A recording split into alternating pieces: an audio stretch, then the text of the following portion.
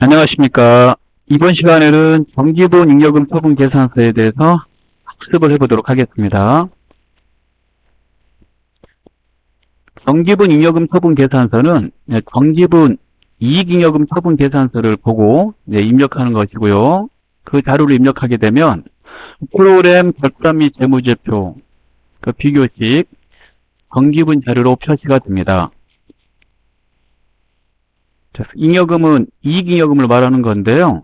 그 이익잉여금 처분 계산서는 주식회사가 작성하는 것으로서 단기순이익이 발생된 거에 대해서 그 이익잉여금을 어떻게 처분할지를 표시한 보고서라고 생각하시면 되겠어요. 전산회계 1급이 주식회사다 보니까 이게 시험 범위에 이제 들어가 있게 됩니다.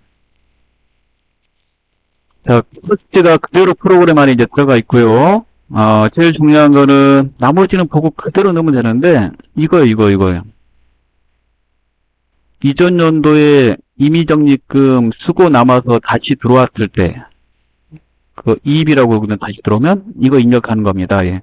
그래서 이 부분만 집중해서 잘 들으시면 될 것 같습니다. 네, 곧바로 실력 따지기 문제를 풀어보도록 하겠습니다. 회사는 주식회사 우정이고요. 입력을 하면서 서식에 대해서 좀 더 자세히 말씀드리도록 하겠습니다. 자, 우정으로 로그인을 해주시기 바랍니다. 회계관리 재무회계, 정기분 재무제표에 정기분 잉여금 처분 계산서를 클릭합니다. 이 잉여금이 이익잉여금을 말하는 겁니다.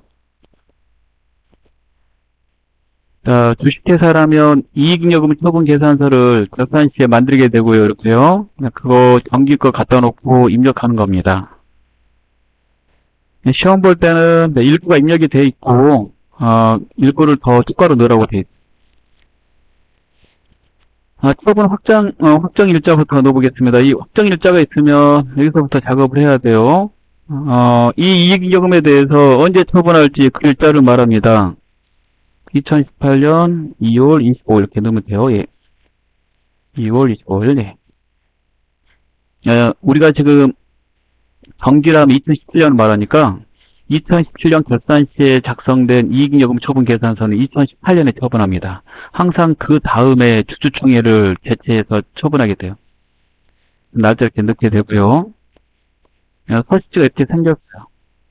당해연도 미처분 이익잉여금, 그 다음에 임의적립금 전년도에 쓰고 남아서 들어온 거 이렇게 넣으라고 되어 있습니다.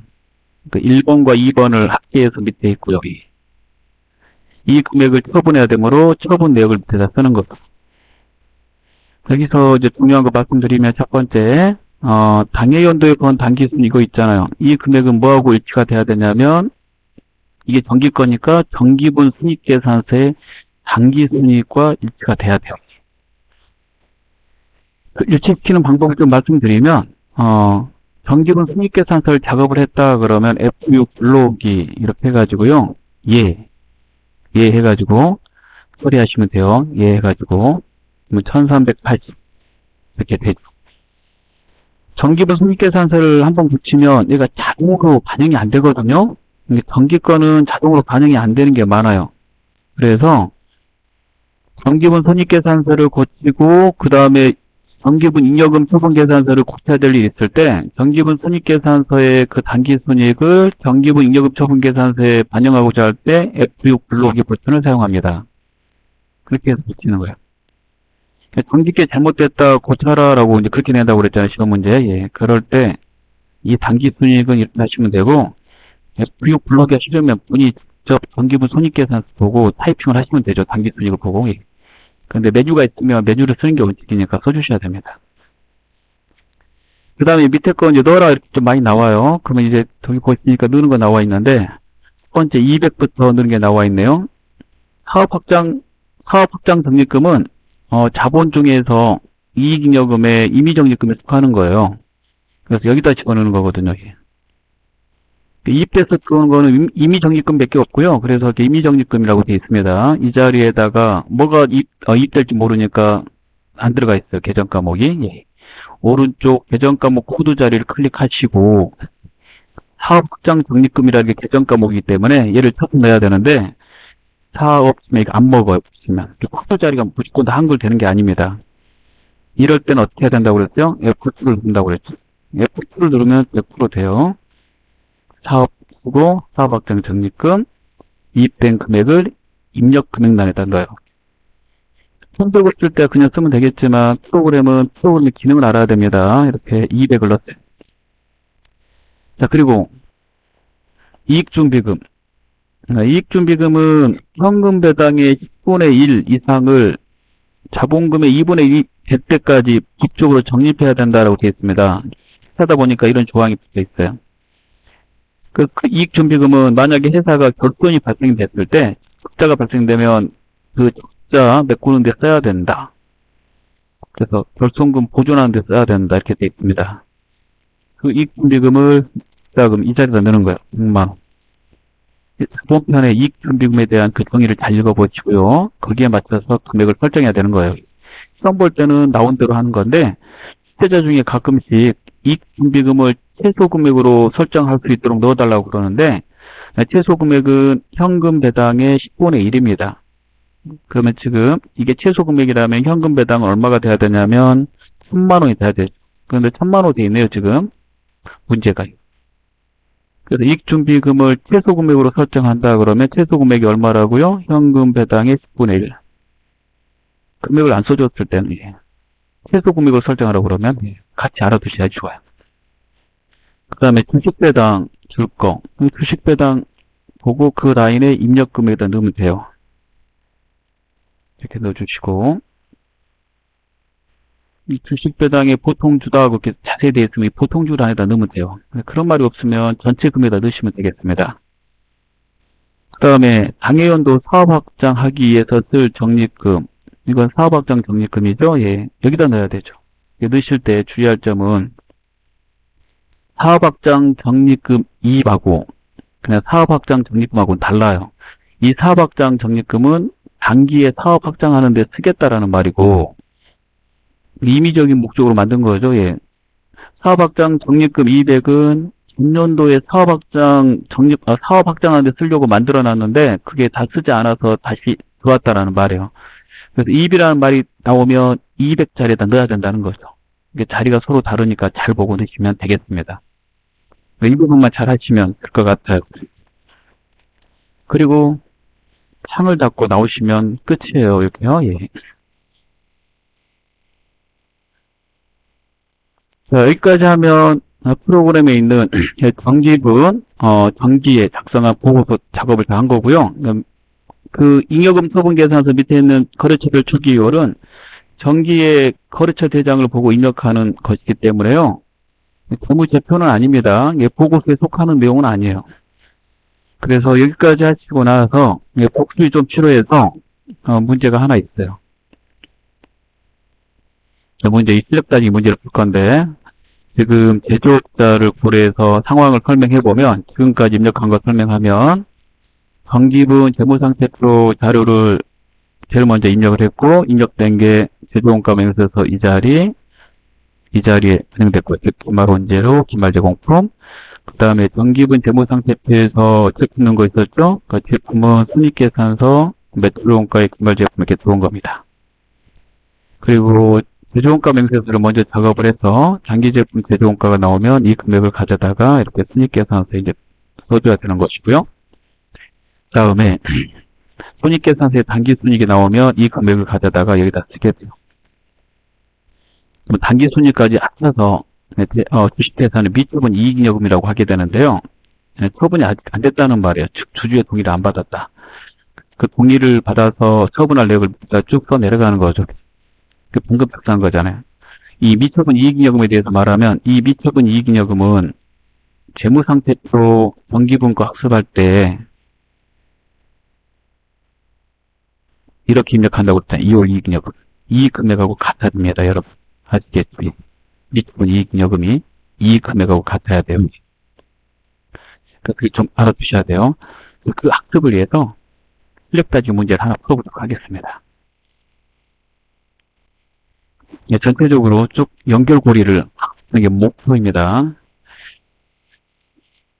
시험 문제에서도 예, 숙제되고 있는 내용이 되겠습니다. 하나씩 하나씩 고쳐라 그러면 쉬운데요. 보고서 하나를 주고 관련된 거 다 고쳐라 그러면 어렵습니다. 그래서 지금까지 입력 다 한 거는 하나씩 하나씩 고쳐라 그걸 보고 공부한 거고, 지금 실력 따지기 문제는 관련된 거 다 고쳐라 그 연결고리를 공부하기 위해서 하는 거예요. 이렇게 문제를 보겠습니다. 다음은 주식회사 영진의 정기분 제조원가 명세서이다. 정기거에 가서 붙이는 거예요. 다음 자료를 이용하여 오류 부분은 정정하고 관계 있는 이렇게 나왔잖아요. 정기분 손익계산서, 정기분 재무상태표, 정기분 이익여금 조건계산서 관련 항목을 모두 수정하시고. 그럼 생각을 많이 해야 되겠죠. 하나만 고쳐라 한 게 아니에요. 만약에 정기분 제조원가 명세서이다. 잘못된 걸 고쳐라 그러면 이거 하나만 고치면 끝나요. 그러면 제일 먼저 이걸 하나를 먼저 고쳐주고요. 고쳐주고 그 다음에 나머지 연결되는 걸 생각을 해봐야 돼요. 첫 번째 거부터 한번 보도록 하겠습니다. 예, 프로그램 거 이제 띄워서 하는 건데요. 이번 거는 회사가 뭘로 돼 있어요? 예, 주식회사 영진이네요. 영진. 영진으로 회사를 바꾸고 하겠습니다. 회사를 바꿀 때는 어떻게 회사 버튼을 누르시고 그 다음에 영진으로 변경합니다. 자, 그리고 정기분 원가명세서를 클릭. 얘가 제조원가명세서입니다. 우리가 제조업자이므로 얘 클릭. 이렇게 입력이 되어 있는 상태죠. 시험 볼 때도 이렇게 입력이 돼요. 그럼 어떻게 하냐면 하나씩 본다고 그랬잖아요. 첫 번째 재료비가 온재료비거든요. 프로그램에서 옆에 금액을 눌러요. 그리고 입력되는 숫자를 확인합니다. 지문을 봐주세요. 번째 기초 250, 단기에서는 원재료 1700. 이거 틀렸죠. 예, 고칠 거죠. 그 다음에 기말이 원재료 조개 470. 이거 맞아요. 만약 이게가 틀리면은 정기분 재무상태표에서 고쳐야 된다고 그랬는데 안 틀렸으니까 다행이고요. 얘를 클릭하게요. 클릭하고 고칩니다. 1700 이렇게 수정을 했습니다. 그러고 나서 확인을 눌렀더니 재료비가 1480으로 바뀌었어요. 맞죠? 그 다음 두 번째 노무비에 임금으로 봤더니 임금이 틀렸네요. 500이 아니라 얼마예요? 800. 고쳐요. 이렇게 고쳐가는 거예요. 네, 그 다음부터는 경비죠. 경비. 네, 경비에 복류생비 이제 쭉 보는 거예요. 복류생비, 전력비 이렇게 순서대로 안 나올 수 있어요. 경비도 이렇게 경비만 쭉 쓰면 되는 거니까 왔다 갔다 하면서 이렇게 틀린 거 있으면 고치는 겁니다. 복류생비 맞고, 그 다음에 전력비 맞고, 그 다음에 가스수를 맞고, 그 다음에 책에 체크 해가면서 하면 좋아요. 복류생비 이렇게 체크, 전력비 체크, 그 다음에 감가상각비 체크, 맞죠? 그 다음에 소모품비 체크, 이렇게 하나씩 해가. 인포메이션은 가스수로, 가스수로가 복류생비 그 다음 번호로 프로그램이 되어 있는데, 그 문제는 그렇게 안 되어 있잖아요. 그냥 경부가 쭉 쓰면 되기 때문에 이 순서는 이제 우리가 왔다 갔다 하면서 이제 점검을 하는 거예요. 그 다음에 세금과 공가 맞고, 그 다음에 수선비 맞고, 그 다음에 44만원 보험료 35만원, 그 다음에 차량 유지비 20만원.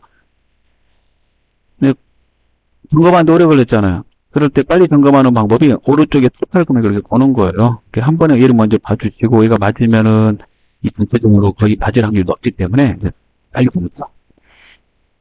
그 다음에 기타 제공품은 500개잖아요. 1년 두개 343만원 맞고, 그 다음에 긴말 제공품 270. 맞죠? 이거 틀리면은 여기서 못 고친다고 그랬죠? 예, 전기분 재무상태 고쳐야 된다. 다른 목적으로 쓴 거 20 맞고, 단기 제품 제조원가 2,896만 맞아요. 그래서 얘만 고쳐라 그러면 여기서 끝나는 거예요. 근데 관련된 거 다 고치라고 그러니까 그 다음 이제 생각해 봐야 돼요. 여기까지 봤을 때, 예. 맨 밑에 거, 단기 제품 제조원가를 곧바로 가야 됩니다. 단기 제품 제조원가는 완성된 거죠, 단기에. 이거 내다 팔아야 되니까, 내다 파는 것과 관계되는 보고서인 손익계산서가 생각나야죠. 이 자료가 손익계산서, 매출원가 계산을 했잖아요. 그래서 곧바로 정기분 손익계산서 가서 단기 제품 제조원가 이 금액이 맞는지 확인을 해야 됩니다. 2,896만 2천원. 그래서 정기분 손익계산서 누를게요. 가서, 이거는 이제 시험지 안 나와 있으니까 손익계산서 다른 거 볼 필요 없고, 제품 매출원가 하나만 눌러서, 얘가 시험지에 나와 있는 거잖아요. 단기 제품 제조원가라고. 어디에 있는 거예요? 정기분 원가 명세서에 맨 밑에. 그 금액과 여기가 일치가 돼야 되는데, 지금 일치가 안 되지. 우리가 수정을 했으니까. 이게 자동으로 이게 지금 고쳐지지 않아요. 이 전기 거는 자동으로 안 고쳐지는 게 많거든요. 전기 거는 마감이 끝난 거다 보니까 이게 프로그램에서 자동으로 고치는 거는 일부는 고쳐지지만 좀 바람직하지 않아서 자동으로 안 고쳐지는 게끔 많이 돼 있습니다. 그러면 우리가 수동으로 고쳐야 돼요. 2,896만 2천원 이렇게요. 딱 일치가 돼야 되죠. 그 결산 시에 보고서 작성할 때 제조업자는 원가 명세서를 먼저 작성해야 돼요.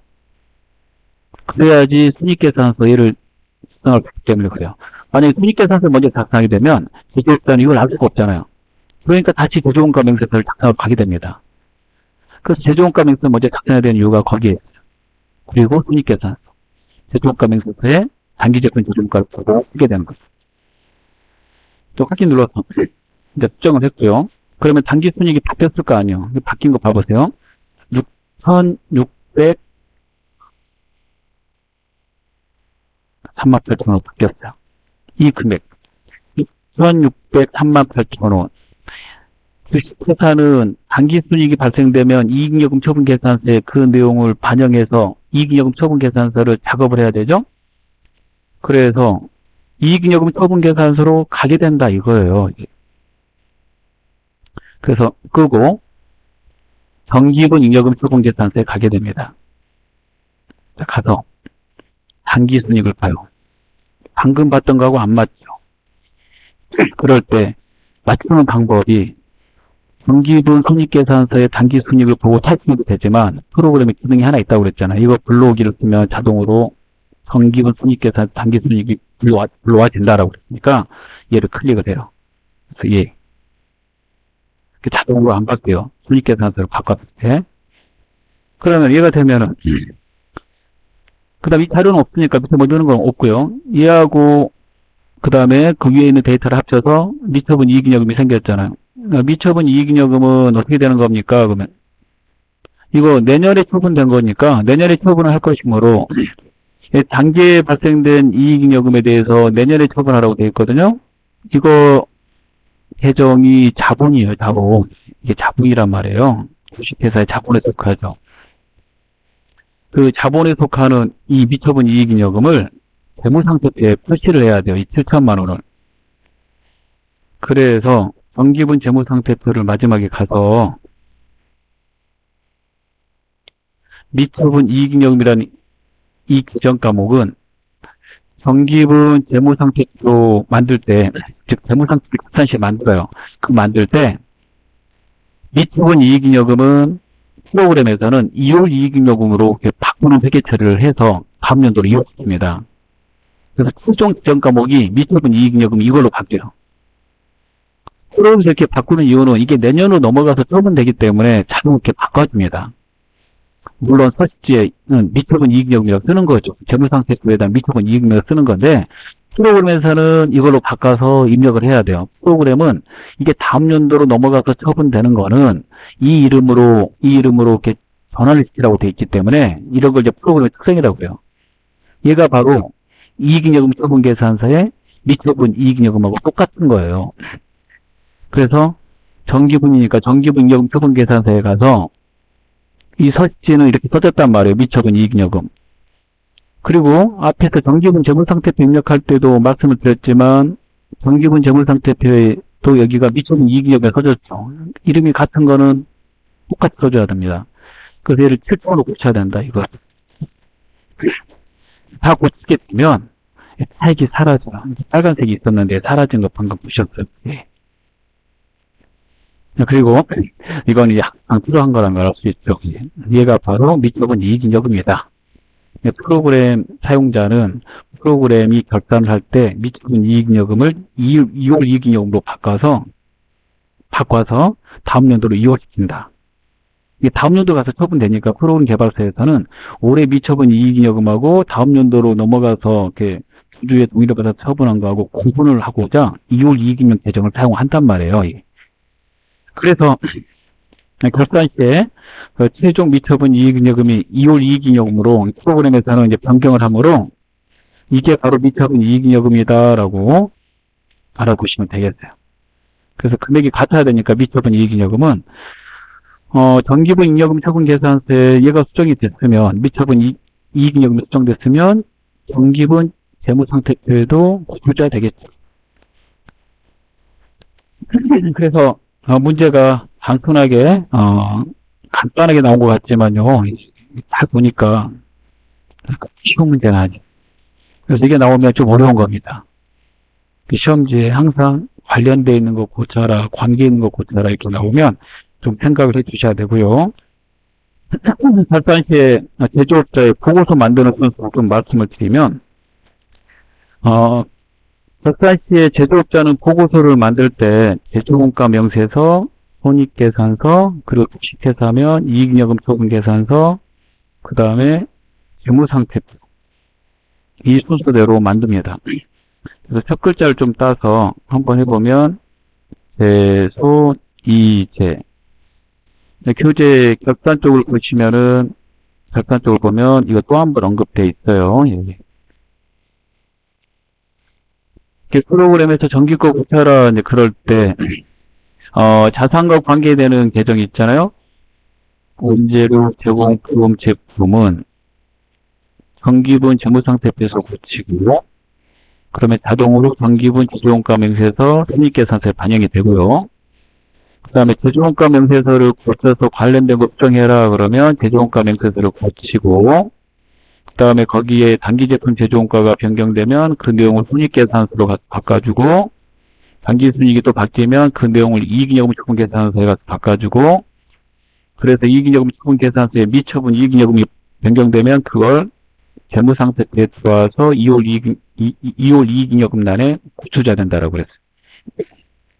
만약에 손익계산서가 잘못됐다고 고쳐라라고 그러면 그거 수정하시고 관련된 것도 다 수정하세요 그러면 단기순이익이 바뀌었을 거니까 이익잉여금 처분계산서 그 다음에 재무상태표 이렇게 되는 거죠. 그래서 알기 쉽게 똑같은 데이터가 고쳐져야 되니까 이렇게 정리를 했어요. 제조원가 명세서의 단기제품 제조원가는 손익계산서 매출원가의 단기제품 제조원가가 같아야 되고 손익계산서의 단기순이익은 이익잉여금 처분계산서의 단기순이익과 같아야 되고 이름이 같으니까 같아야 되죠. 그 다음에 이익잉여금 처분계산서의 미처분 이익잉여금은 재무상태표의 미처분 이익잉여금 프로그램에서 이거 쓴다고 그랬잖아요. 얘하고 같아야 된다. 그래서 별표가 필요하고요. 교재 좀 넘기시면 뒷부분에 나와 있으니까 반드시 숙지하실 필요가 있습니다. 얘가 시험에서 나올 때 제일 좀 어려운 내용이 되겠습니다. 관련 있는 거 수정해라. 예. 이게 안 나오면 나머지는 쉬워요. 해당되는 거 고쳐라 이렇게만 나오는 거고 거래처 넣어라. 계정 과목 및 조교 등록을 해라. 이렇게 나오는 거잖아요. 예. 자, 이번 시간에 여기까지 하도록 하겠습니다. 감사합니다.